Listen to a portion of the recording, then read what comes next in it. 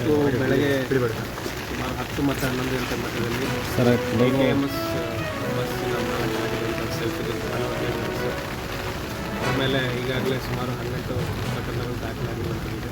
ಹಿರಿಯರ್ಥ ಮತ್ತು ಉಡುಪಿ ಟೌನಲ್ಲಿ ಬಹು ಶೀಘ್ರವಾಗಿದ್ದಾರೆ. 2 ಮರ್ಡರ್ ಕೇಸಿನಲ್ಲಿ ಆರೋಪಿ ಸಹಿತ ಅವರು ಮೃತಪಟ್ಟಿರುವ ರೀತಿಯಲ್ಲಿ ಅವರ ಮನೆಯಲ್ಲಿ ಕಂಡುಬಂದಿದೆ. ಪ್ರಾಥಮಿಕವಾಗಿ ನಮಗೆ ತಿಳಿದು ಬಂದಿರುವ ಮಾಹಿತಿ ಪ್ರಕಾರ 3 ಜನ ಆರೋಪಿಗಳು ಮನೆಗೆ ಬಂದು ಅವರನ್ನು ಅಟ್ಯಾಕ್ ಮಾಡಿದ್ದಾರೆ. ಪ್ರಾಥಮಿಕವಾಗಿ ತಿಳಿದು ಬಂದಿರುವ ಮಾಹಿತಿ ಇದರಲ್ಲಿ ವ್ಯತ್ಯಾಸಗಳು. ಬಟ್ ಅಟ್ಯಾಕ್ ಮಾಡಿರುವಂಥವರು ಸಹ ಇವರದೇ ಸಂಸ್ಥೆಯಲ್ಲಿ ಕೆಲಸ ಮಾಡುವಂಥ ವ್ಯಕ್ತಿಗಳಂತ ನಮಗೆ ತಿಳಿದು ಬಂದಿದೆ.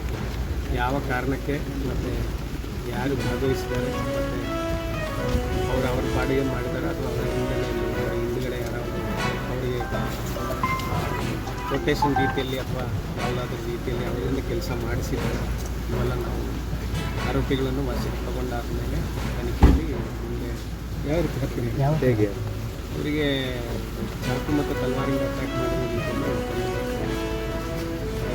ಸುಮಾರು ಕಡೆ ಬ್ಲೀಡಿಂಗ್ ಇದೆ. ಮತ್ತು ಈಗ ನಮ್ಮ scene of crime officers forensic science team ಎಲ್ಲ ಬಂದಿದೆ. ಮತ್ತು ಫರ್ದರ್ ಯಾವ ರೀತಿಯಲ್ಲಿ ಆಗಿರುವಂಥದ್ದು ಈ ಮನೆಯಲ್ಲಿ ಸದ್ಯಕ್ಕೆ ಅವರೊಬ್ಬರೇ ಇರೋದು.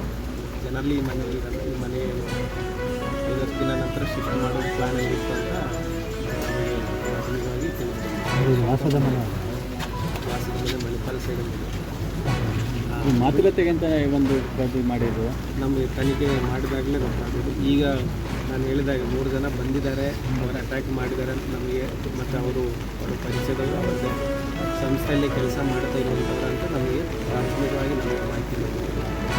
ಯಾವ ಕಾರಣಕ್ಕೆ ವೈಯಕ್ತಿಕವಾಗಿದೆಯಾ ಅಥವಾ ಹಿಂದೆ ನಡೆದಿರೋ ಮರ್ಡರ್ಗಳಿಗೆ ಏನಾದರೂ ಇವರಿಂದ ಈ ಆರೋಪಿಗಳಿಂದ ಬೇರೆ ಯಾರಾದರೂ ಮಾಡಿಸಿದ್ದಾರೆ ಇವೆಲ್ಲ ತನಿಖೆಯಲ್ಲಿ ಅವರು ಹಿಂದೆ ಅಲ್ಲ ಅವ್ರು 3 ಜನ ಡ್ರೈವರ್ಸ್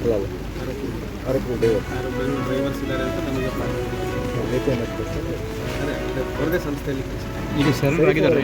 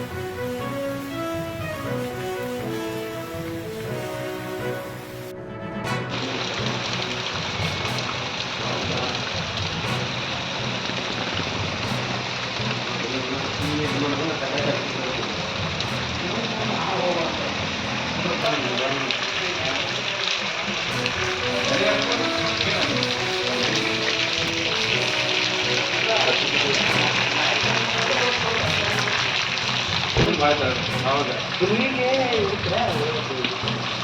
ಅಲ್ಲಿ ಕಷ್ಟನೂ ಬಾಯಿ